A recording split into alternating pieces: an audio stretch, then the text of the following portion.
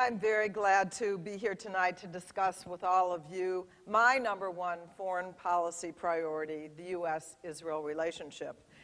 And I'm glad to be in my old stomping grounds. I grew up not far from here in West Rogers Park and spent much of my time at Temple Menorah, where I celebrated my bat mitzvah. And it's wonderful to see that building, which is was such a big part of my life, now housing Reform, conservative, and Orthodox congregations, which is a great example of how those of us with a shared heritage can share space as well. It's been 62 years since the U.S. became the first country to recognize the State of Israel, a mere 11 minutes after her founding. Since that day, the hallmark of our country's relationship with the democratic Jewish state has been remarkable and bipartisan and has interfaith support. Any effort to divide our community or the American people along partisan lines endangers the necessary consensus that has existed for over 40 years.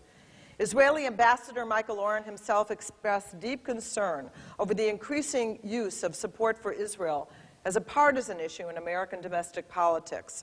The ambassador stressed that bipartisan support for Israel is a strategic national interest for the State of Israel. Out in front, overseeing the solid congressional support for Israel, is the Jewish delegation in Congress, never bigger than it is now, with 31 Jewish members of the House of Representatives and 13 Jewish senators, all but one Democratic. I am the only Jew on the House Intelligence Committee, and I am chairman of the Oversight Investigations Subcommittee. I recently met in Israel with top intelligence leaders, and I'm pleased to report that U.S.-Israel cooperation on intelligence has never been stronger. Israel's National Security Advisor, Uzi Arad, told me, and later the Knesset, that President Obama's dedication to Israel's well-being and security was, quote, Israel's insurance policy, unquote. And I have contributed to that insurance policy with my 100% pro-Israel AIPAC voting record. I know there's some distrust in our community about President Obama and the depth of his commitment to Israel.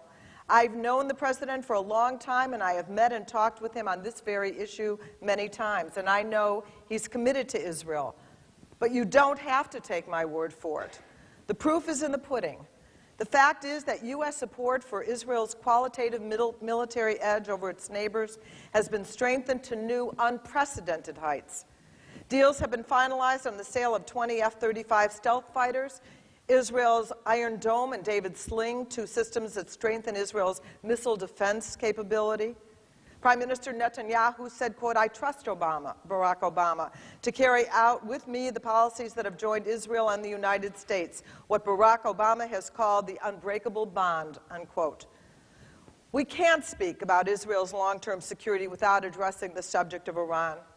Iran must not achieve nuclear weapons capability. The president has called that unacceptable, and I agree. Sanctions, crippling sanctions, have been a critical part of American-led efforts to isolate and weaken Iran's ability and resolve to develop nuclear weapons. Intensive and sustained diplomatic outreach by the President and Secretary Clinton played a critical role in securing tough new international sanctions approved by the United Nations, the European Union, on top of the Iran Sanctions Act that passed the Congress overwhelmingly. This is a dynamic situation, one that I monitor closely on the Intelligence Committee. But one thing is certain, the clearest winner of the Iraq War, which I opposed from the first day, and my opponent continues to defend, has been Iran. The big winner has been Iran and its strength and influence in the region. I believe that just as Iran is an existential threat to Israel, so is the status quo when it comes to the lack of a negotiated two-state solution with the Palestinians. I remain hopeful that the United States will be able to help our closest ally, Israel, not impose or force on her, but help Israel reach a solution that provides long-term security for the Jewish state and stability and economic opportunity for Israelis and Palestinians alike. I have been disappointed that my opponent has tried to achieve partisan advantage by stoking divisions in the Jewish community and making Israel a political football, labeling lifelong Israel supporters like me as anti-Israel sends exactly the wrong message to those who actually are Israel's enemies and undermines the welfare and security of the Jewish state. Bottom line, the bonds between Israel and the United States are unbreakable, or as Secretary Clinton stated, quote, rock solid, unwavering, enduring, and forever. Thank you.